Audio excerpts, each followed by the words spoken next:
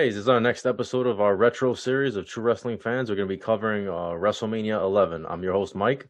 And I'm Frank, and let's unfortunately get into this. Yeah, This was the this was the year that was really, to me, not awful, but not good. it was awful for Bret Hart. Yeah, because Yeah, they did everything in their power to keep him away from the main event with the title. We'll get to his match in a minute. This was, and unfortunately, Diesel was a good champion, but it was hard in a year where the main eventers were lacking, and some guys just weren't ready.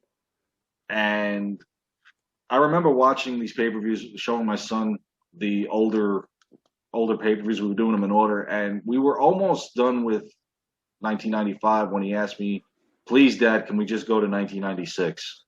Like, I don't care if I can't it follow was it, a just bad, please." it was a bad year. And And and and the Diesel thing, Diesel was not a good baby face. That was the problem with him. he would have been better, They I think, as a heel champ. they watered him down too much. He was smiling. He was He was take. more like a Degeneration X They, almost, a they clown, because he was joking in the back. He was reading the funny pages. He's doing all this stuff that he a was few taking. months ago he wasn't doing. I remember they put him in like some Christmas sweater too. Like it was so out Yeah. of character. He was in one of those bad Christmas sweaters. This was him acting like NWO Kevin Nash, or even trying to be a DX Diesel almost. I mean, it was all right when they finally put him and Shawn back together at the middle of '95, because then it kind of worked. It was like a Hogan Savage thing where Diesel's on top, but you got Shawn kind of there with Yeah. you, whose popularity was rising. But it was unfortunate for him at a time where main eventers were just lacking. And even though they had guys like Psycho Sid and they had Bret Hart, didn't want to use him. And we talked about Lex Luger, British Bulldog wasn't ready. They used guys like Mabel and Bam Bam, and I mean, even the Lex Luger Psycho Sid, I'm sorry, the Diesel Psycho Sid matches were all right, but it was misfiring considering this is the year that they started the monthly Right. pay-per-views in your house. And I mean, in the first few, with the exception of the one that Shawn Michaels won the Intercontinental title, I mean, the first few were just eh. But in any event, it was April 2nd, 1995, at the Hartford Civic Center in Hartford, Connecticut, WrestleMania 11, celebrity main event. You also had Jenny Garth, not Jenny, Jenny McCarthy. We had Jenny Garth last year. Jenny McCarthy and Pamela Anderson, along with Jonathan Taylor Thomas. Jonathan Taylor Thomas, yeah. I don't know what he was doing there. Home Improvement. Yeah, but all right. I don't know what he was doing either, but I mean, he was big. He was big star at that time. oh yeah, But Home I just, Improvement. yeah, If nobody ever seen it, go yeah. ahead and Google it. Tim Allen, decent show. Well, the skit that he did, he played with chess with Bob Backlund, Bob Black and yeah, in the back they were playing chess. and he beats him. He Yeah, beats Backlund, and he yeah, starts yelling, "This is what's wrong with society yeah. today." Backlund flips out. Well, he flipped out long before that. Yeah, And then he starts asking them what a bunch of capitals of various countries, and he gets it all right. yeah. He's It yelling, was. "Your generation thinks they know everything." I mean, it was just really It Backlund was was very just, silly. It was very silly, yes, especially it was. since Bob Backlund's supposed to be crazy. I thought it took away. It made his character like cartoony. Yeah, Um, because when they did the whole thing where he was facing Bret Hart for the title at right, Survivor Series '94, he flipped out, and right. then it was just, Yeah, I don't know, man. They gave him back. At least they gave him back what he never lost. But now you can officially say he got pinned. He lost the title because he claims he never submitted in 1983 against the Iron Sheik. right, Arnold right. Yeah. Skaaland throws the towel in. So Hmm. I'll get to the backstory on that, on his match coming up. Now, I've always said your best matches are your opening and your closing match. This pay-per-view had neither a good opening match nor a good closing match, in my opinion. Our opening match was the Allied Powers, Lex Luger and the British Bulldog, versus the Blue Brothers, or the Harris Brothers, or Right. DOA, or whatever re-gimmick thing you want to call them. But they're Yeah. Eli and Jacob Blue, managed by Uncle Zebekiah, who many would know him later on as, what they call him. And No, anyway, it was Dutch Mantel when he was a wrestler. right, right. Zeb Coulter. I'm sorry. Zeb There you Coulter. go. There you go. Yeah, Manager Jack Swagger. That's yeah, how yeah. relevant he was. Right. So this was a short match. It was 6 minutes, 34 seconds. And they put Luger and Bulldog together in a very depleted tag team division. Because Hmm. if you remember, the tag team titles were vacant at the Rumble. The Smoking Guns had gotten hurt. So they did a tag team tournament where the finals at the Rumble was the 1-2-3 Kid and Bob Holly versus Tatanka and Bam Bam Bigelow. So, I mean, it was really just people thrown together into a tag team division where a few years ago you just had an awesome show of tag teams. So this was 6 minutes, 34 seconds. The Allied Powers as a tag team win at WrestleMania. So Luger is now 2-1 at WrestleMania. Yeah. And unfortunately, this would be his last WrestleMania. And I don't agree with putting them in the tag team. I don't agree with taking these two guys out of the singles competition where Bulldog could have easily have had, rose to a mid card or elevated further. But it was what it was, and they get the win over the Blue Brothers, excuse me. Yeah, it was a throwaway match. Really, it was and it was a throwaway tag team for those two guys because it was a shame, and we discussed that too. Our next match was for the WWE Intercontinental Championship. Current Intercontinental Champion Jeff Jarrett versus challenger Razor Ramon. Now, the backstory to this one was Razor defended the title against him at the Royal Rumble, and he actually won the match by countout. He lost the match, but he kept the belt. Jarrett won by countout. Now, Jarrett demanded that Razor give him the proper title match he deserved and restart the match.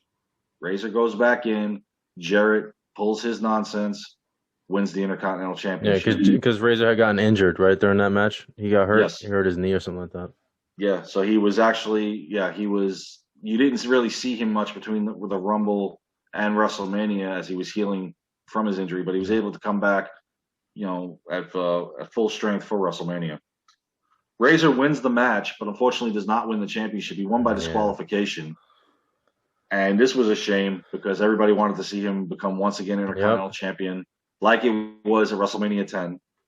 And so Jarrett keeps the title, and the fans didn't get what they wanted. Yeah. Our next match if this was the first time back since WrestleMania 9, because if anybody didn't catch our WrestleMania 10, there was one man missing from that, and that was The Undertaker. That's right. The Undertaker was not at WrestleMania 10 because of the storyline with Yokozuna. I believe he was also hurt too. That he had surgery. I know he wanted some time off. Yeah, he wanted some time off. I'm not sure if he was injured, but he wanted some time off. So they did the storyline where in the casket match, he was sealed away. Yokozuna beats him at the Rumble in '94, and with the help of 10 guys, and he kind of faded away. And it was kind of cool for back then to see all that. They show on the Titantron the explosion, and you see the Undertaker rising up, and he wouldn't return again until SummerSlam '94 when he fought himself. Yeah. So this was his first WrestleMania back, and the Undertaker fought King Kong Bundy. Now, once he was done with his feud with Yokozuna, he started on, because you remember SummerSlam '94, Ted DiBiase had his Undertaker. The real one beats him, so now he's feuding with DiBiase's corporation. Yeah. And it was King Kong Bundy this time, because I believe at Rumble it was IRS. Yeah, and Bundy had just come back from his semi-retirement. Yeah, he took a few years away. He did the independent thing, but this was his second comeback. Now, for a youth movement, for him to be coming back, I questioned that too. And he wasn't the same. He wasn't the same either. Oh, he wasn't. He didn't have the aggressiveness. No, he didn't. You didn't see the hunger in his eye that he had at WrestleMania 2 and even WrestleMania 3. Yeah, it was gone. Completely gone. So 6 minutes, 36 seconds. Once again, The Undertaker wins, which, if anybody's a fan of The Undertaker watching these episodes, once I bring his match up, it's going to be the outcome until we get to 30. So, I mean, he's going to win. But, this was the beginning of the end of the, unstoppable, zombie Undertaker. This is, the beginning of the end of it, because remember the Supreme Fighting Machine, Kama Mustafa. Remember, he steals the urn? Yes. And then he's going to go melt it down. He melted it down, to the gold chain. I remember that. Yeah, the gold chain. That was he let one of his boys do it because, they were tight. This is the way they kind of made Undertaker a little more human. Yeah, they had to, because how much longer was everybody going to believe that he was unstoppable and couldn't be hurt, couldn't be pinned? Yeah. Mm-hmm. Exactly. Because then this was the second coming of the Undertaker, because now he's dressed in the purple. The purple, yeah. They changed the music a little bit, which I liked. They had the big urn. Mm-hmm. With the flashlight inside of it. Yeah, I like that part. When we saw that at SummerSlam '94 with Paul Bearer. Yeah, yeah. So that was kind of cool. Taker tried to save WrestleMania and didn't work. So now we go to our second championship defense. It's the WWE Tag Team Championship. It's the Smoking Guns defending the tag titles against Owen Hart and a mystery partner. Right, right. Now, I kind of thought it might have been Bulldog. For some reason, I just thought that back then because they were related, or even Jim the Anvil Neidhart. Right. Because Neidhart was in his corner. Mm-hmm. I never would have expected Yokozuna. Yeah, Yoko was kind of like out of left field. I think it's because they ran out of what to do with him after he faced the Undertaker in the revenge match at Survivor Series. What was Yoko's health? Yoko couldn't. He was bigger now. He was at 650. Bigger, and he would get tired, so they try to throw him in a tag team where he didn't have to work as much. Right, right. But I mean, by this point, he was 650 pounds. Yeah. And in 1995, with the exception of this match and the In Your House where him and Owen went up against Shawn and Diesel for all the belts. I mean, Yoko at this was really becoming non-relevant. Yeah, fortunately. But the Cornette clan was building, mm-hmm. And now it was Owen and Yoko against the Smoking Guns, and Owen and Yokozuna win the tag team titles. So now Owen's on quite of a win streak going in WrestleMania. This is his third in a row. Yokozuna bounces back from his loss at WrestleMania 10 with the win. And this was the Smoking Guns' official debut, because remember we talked about in the last episode they were denied their WrestleMania 10 match. So it was a pretty good match, 9 minutes 42 seconds. Smoking Guns lose the tag titles. Owen has got his titles. He's kind of come down a little bit now from his huge run in 1994, but in any event, he's a champion. So now from there, we go to the special stipulation I Quit match. Yeah. Special guest referee, and we discussed this last time, it was Roddy Piper. Now, it was Bret the Hitman Hart versus Bob Backlund. And the quick backstory to this was Survivor Series 1994, Bret Hart defends the title against Bob Backlund, who claims he never lost the belt in 1983 when he lost it to the Iron Sheik when his manager Arnold Skaaland threw the towel in. So he felt that he was justified in getting the title shot. And I agree, because at least right now, because if you remember, when Hogan beat Sheik the next month, Backlund was never given a rematch. He stuck around for a little while after that, but then he left the WWE. Yeah. And so he was never really given his rematch for the title, so this was it. And it was a submission match where the stipulation was they had to throw in the towel. So Owen Hart had the towel for Bob Backlund, and Bret Hart's holder was the British Bulldog. Yeah. So I knew right there that Bret was screwed, because I said, there's no way Owen's going to throw the towel in. No, he was adamant. He had it into his tights. Yeah. He said, I'm not doing it. He's not throwing it. Why would he doesn't care about him anyway, so why would he throw the towel in? Exactly. Yeah. And you can break his neck for all I care. I'm not doing it. Yeah. And you definitely knew it was going to happen, because when Backlund put the armbar chicken wing on him, and then all of a sudden now Bulldog's chasing Owen and gets knocked out at ringside. Yeah. Now nobody's there to do it, and now Owen's playing the role of the sympathy card. He's concerned. He's so concerned with his Bret's mom and dad. Yeah. And his dad, he knows he's full of it. He's grabbing the towel from Helen Hart's hand, saying, you're not doing it. And he's like, please, Mom, please. He's killing him. So finally she throws it in. Bob Backlund wins the WWE Championship. Right. And that feud had started in the summer. Yeah. At a Superstars of Wrestling episode where Bret fought. It was actually a really good match. He fought Bob Backlund, and then Bret beat him, and then Bob Backlund just snaps. That's when he flipped. Yeah, he became a heel. So, now, was it for the title or was it a non-title match? I think it was for the title. Okay, so he did really get his rematch. I think it was for the title. Okay. Yeah, so in any event, he's champion for at least, 19 hours? 20 hours? Something like that, yeah. The next night at the Garden, in 8 seconds, Diesel, and this made no sense, but Diesel comes out of left field, becoming the number one contender, beats Bob Backlund, and becomes the WWE champion. Yep. Because I remember seeing the next night on Raw, the night Raw after Survivor Series, Diesel's a champion, and I'm like, wait, what? What just happened? Yeah. We just saw him and Shawn break up at Survivor Series, and the whole team gets eliminated due to it. And now I'm expecting a Diesel-Shawn feud, because especially they're the reasons why the tag team titles were in a tournament because they were the tag team champions and now Yep. they're split up. I didn't expect it, and I really thought that would have could have waited till at least pay per view, at least give the man a month. Right. But in any event, Diesel's the champion. So this leads us to the I Quit match here because now also into the story, Bret Hart had returned at the Rumble, supposedly more aggressive and more of the I don't care attitude. I saw that more in '96's return, not '95. Yeah. So Bret Hart gets granted his title shot. Diesel, trying to now being the babyface, says, "Okay, you got screwed. I'm going to give you your title shot."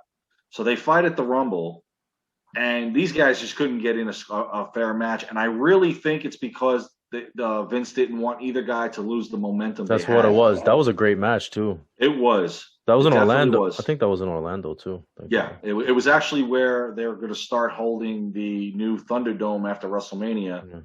That was the same place they held the '95 Rumble, so they're going to be moving there after Tropicana Field. That was the one where Owen and Shawn interfered in the match, right? And Backlund. And Backlund. There was all those run-ins and. Oh my god!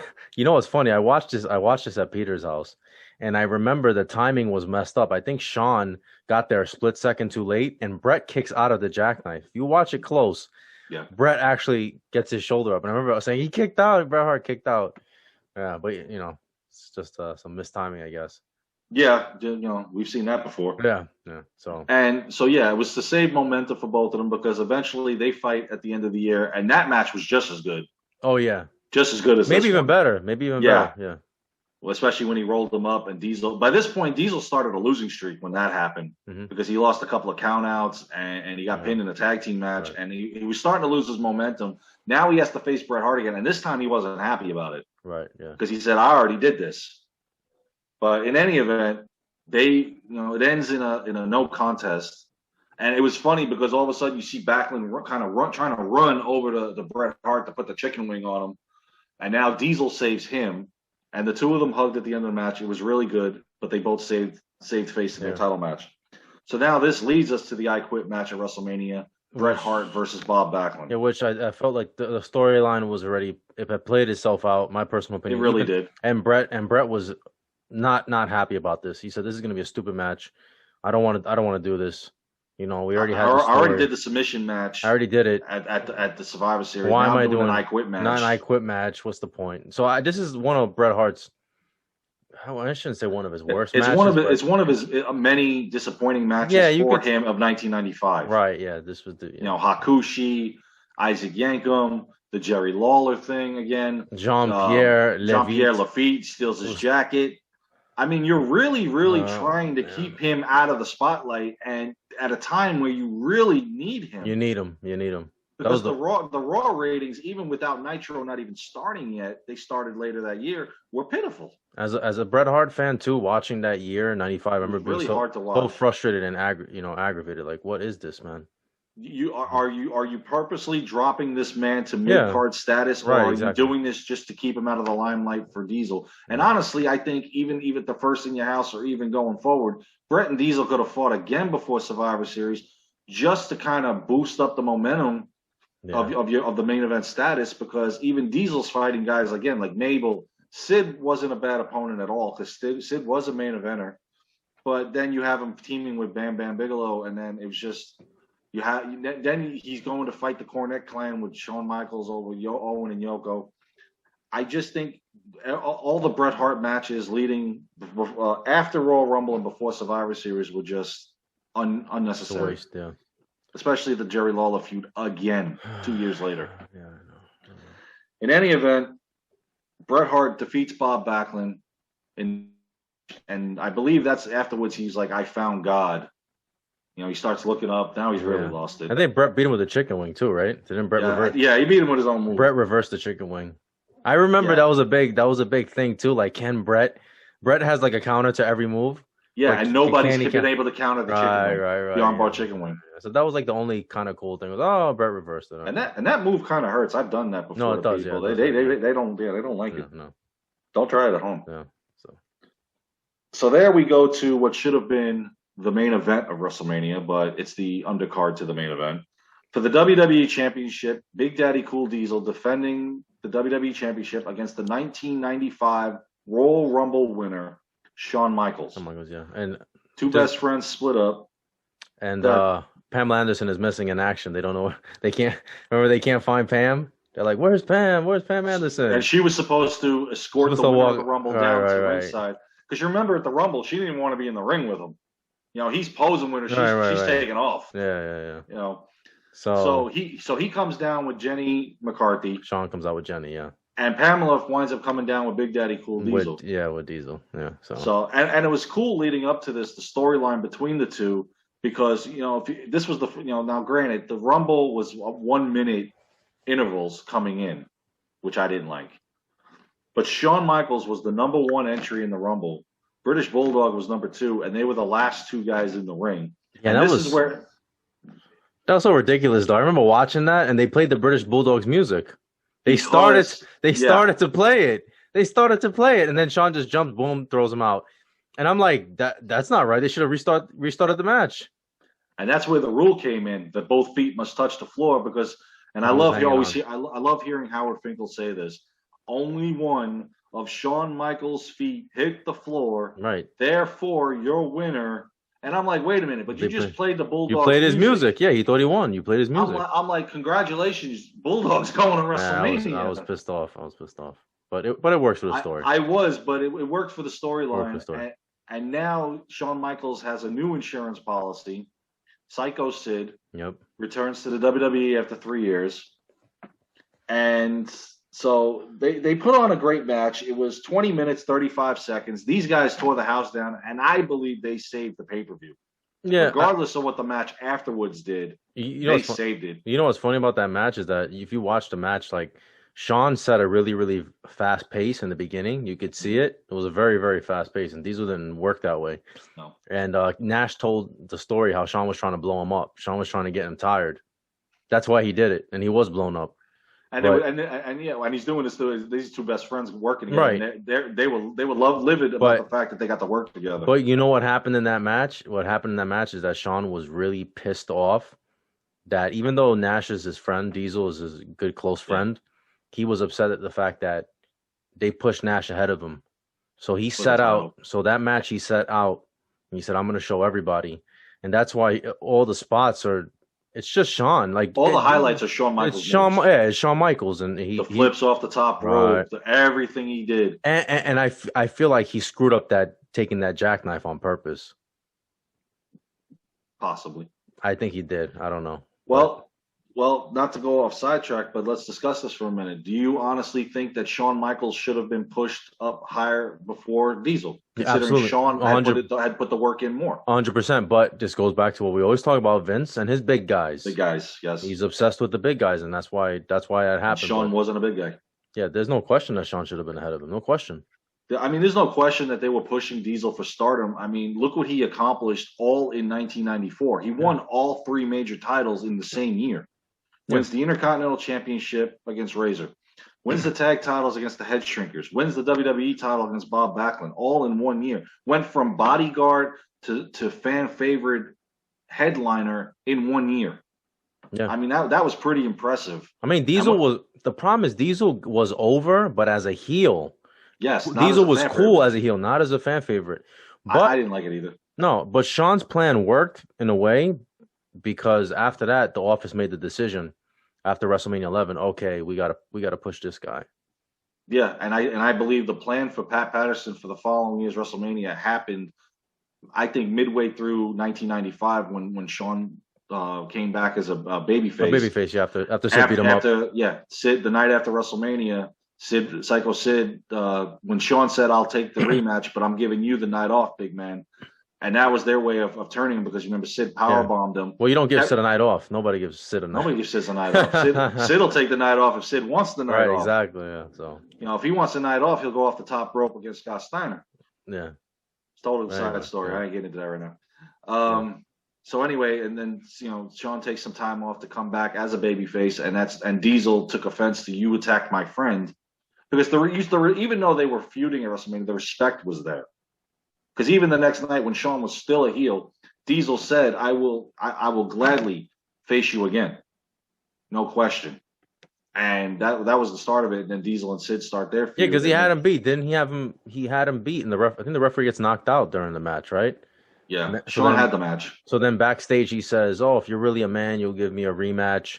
I really won the match." Yeah. So. And in any event, you can also look at it like this: even if Sean wasn't granted the win in this, and Diesel got pushed faster than him, this was Sean's proving ground and the stepping stone that I'm in your WrestleMania main event.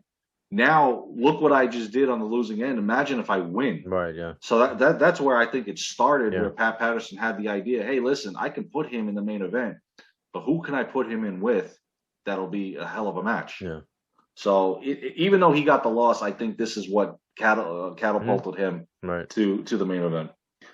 20 minutes, 35 seconds. Diesel wins the match, keeps the WWE Championship, gets both girls at the end, and the rest is history. Yep. Now, do I really have to do this one? The main event. The main event. Former New York Giants linebacker, all-time great. One of my personal favorites as a Giants fan, still to this day, Lawrence Taylor versus Bam Bam Bigelow. Okay. Well, the feud started at the Royal Rumble, right? Royal Rumble, yeah. Lawrence Taylor was a special guest of Vince. Right. And if you remember during the tag team title match after Tatanka and Bigelow lost, Bigelow was busted open. He's walking by. Now, Bigelow was pissed. Lawrence Taylor's sitting there with his agent. He's having a good old time, laughing. But Bigelow, they started the storyline where Bigelow assumes that LT is laughing at him. Mm-hmm. And LT got up and he's trying to shake his hand and whatnot. Bigelow pushes him. This started the whole thing where, okay, now they're going to WrestleMania. Do I believe in celebrities getting involved in WrestleMania? Absolutely. In matches, maybe. Do I always believe that they should be the one to get over on top? Absolutely not. But unfortunately, their popularity is what's going to do it. Because case in point, I would have bet my house Floyd Mayweather doesn't beat Big Show. Right. Yeah. But in any event, the celebrity or athlete is going to get over on them, and unfortunately, we're going to see that soon. But in any event, Pat Patterson was the special guest referee for this. Right. You know why Pat was there, though? Pat was there to make sure everything went right. That's why he was there. To make sure that, he told LT what to do and everything. Yeah, because this man, I'm sorry, he had no training for this. They didn't even bring him down to their minors or the developmental to work with him. He had no timing, no skills, no nothing, just an elbow. Yeah, I really thought they would have worked with him a little bit. Yeah, but not for nothing. I thought, you might disagree, but I thought, considering the fact he never wrestled in his life, I thought it went okay. It couldn't have gone any better for a guy that never wrestled in his life. I'm okay with the match. I'm just not okay with it being the main event, because absolutely was this not the main event. No, but I thought it went off well. He did pretty good because he used his football career. Yeah, he used his football mentality in the match. Because remember, he did a 3-point stance. Yeah. And practically speared Goldberg. Speared Bam Bam Bigelow. He did. His effort was there, but I just don't agree with it being the main event. No. Under no circumstances, even if he trained. This could have been the mid card match. And Brett Diesel. Man, I'm doing all good today. Yeah. Shawn and Diesel could have tore the house down at the main event, and Diesel coming out as the victor. The fans go home happy. Right. Yeah. But I know. But this was actually a lumberjack match. Yeah, he got all his NFL buddies were there. You had guys like, and give me a minute as I read it off, Carl Banks, Ricky Jackson, Steve Mongo McMichael, which unfortunately, this got him the niche to want to be in wrestling. And thank God he decided to do this in WCW. Because if anybody doesn't know, please go and check on YouTube or on the network and watch this man's matches and see how bad his timing was. But listen, don't insult the man, because he is the one that brought us Deborah McMichael. That is the only good thing he did. Thank you, Steve. So we gotta give him a little credit there. And Stone Cold Steve Austin thanks him too. Exactly. Deborah was the only good thing about Mongo's matches. Mm-hmm. I couldn't even stand hearing him on the microphone on Nitro with his little chihuahua. Yeah. The man had no wrestling background, no wrestling knowledge. They didn't even work with him in WCW. He was just awful. So I'm glad his niche went there. But who else is on the list? Besides 3 other guys, you had Ken Norton Jr., okay, great football player. Chris Spielman, and one of my favorites, Reggie White. Reggie White, yeah. You could see those guys were really into it. You could see they were fans. Yes, they were really. Matter of fact, they some of those guys look like they even could wrestle. Yeah, no, seriously, right? Reggie especially. Reggie, yeah. I think Reggie dives off the. He jumps off the like. Yes, that was rope, him. Right? Yes, Yeah. When they started getting involved in the match, because right. Not only does LT have his boys there, but Bam Bam Bigelow has his boys. Yeah, was the $1 Million Corporation, right? Yes, he had King Kong Bundy, Ted DiBiase, IRS, Tatanka, and unfortunately Nikolai Volkov. Which was sad. I never liked that. I never liked that storyline. I didn't like it. That he was flat broke and needed the money. I didn't like. Come on, man. Nikolai Volkov, despite never having a singles title, and he was a tag team champion. Yeah. But this guy was one of the greats in the ring. He was definitely a workhorse. He was there for years. Yeah. I mean, you're talking about he started back in the 70s again. He would fight Bruno. A lot of people don't know this. He was in title matches with Bruno Sammartino and Bob Backlund, and he was involved in matches with Gorilla Monsoon and Andre the Giant. So he was there over 20 years. And this storyline bringing him back and not even really wrestling, just I'm part of your corporation and I need the money. I'm flat broke. I just really thought it was awful. I don't like it. No. And he didn't look good either. I mean, they had him in that stupid outfit. Stupid shirt, yeah. The $1 million shirt. Yeah, property of the $1 million man. And I don't like. I'm never a fan of anybody owning anybody, and I don't even like the storyline. No, I didn't like it. Absolutely not. Yeah. So this was a 11-minute, 42-second match. You remember the ending? LT goes off the second rope, hits him with that elbow, and gets the pin. And you remember at the end of the match, he could barely. They had to hold him up. Now I don't know if that was him because he couldn't handle the stamina. He couldn't breathe of that match. Breathe. Yeah, he was exhausted. I think it was that because they really, again, they didn't. No, he was. For it. No, he was gassed. Now with the raw talent that he went in there with, the little bit that he had, imagine if they would have trained him between the Rumble and WrestleMania. Imagine what he would have done. Maybe it would have saved the match. Maybe. No, because I still think the match was fine. I don't think that match could have been any better. I think it shouldn't have been the main event. So you're like me. You just agree it shouldn't have been the main event. Yeah, that's all. I don't have any problem with the match. I thought it was fine. Just me having to mention the place on the card is the issue. Right, that's the problem. Yeah, that's why you look at it that way. That's why you look at it that way. I say it should have been Diesel Shawn, Brett Backlund, Lawrence Taylor Bigelow should have been the third from the top. At least you do it that way, because those are the three matches they were advertising the most, and the rest of the card you put out as you wish. But I think that's the order really they should have went in. But Lawrence Taylor wins the WrestleMania main event, and I've always said the WWE title match, regardless who's in it. I mean, I don't care if you look at it right now. I don't care if it's R-Truth and Akira Tozawa. One of those guys has the WWE Championship at WrestleMania. You should be the last match. Unless it's WrestleMania 18. Hogan and The Rock should have been the main event. That's the only one I'm going to agree with you. That should have been the main event. That's the only exception. Totally 100% agreed. Yeah. We've talked about that. Yeah. That's the only time. But other than that, I agree with you. Other than that, I don't care if you're anybody on the roster. You have that title. You're in that main event. Absolutely. That's just the respect that title gets. Yeah. So that's the WrestleMania 11 card. What do you think? We've discussed this main event significantly. What about the rest of it? Not one of the better WrestleManias, that's for sure. To me, it ranks with 2. Yeah, it's a disappointment. From 10 was a solid WrestleMania to this. 10, yeah. Well, they went from 8, and then 9 was kind of here. And then 10 kind of elevated a little more, and then 11. And then 11, yeah. This is unfortunately. Yeah, I don't have much to say about this. So I give it a 4. 4 out of 10. Like Brett would say, 4 out of 10. 4 out of 10. Yeah. Because the next WrestleMania we're going to get into, I would put it at an 8 out of 10. Yeah. Absolutely. And not because of the matches that were on the card. It was the limited matches on the card. Yeah.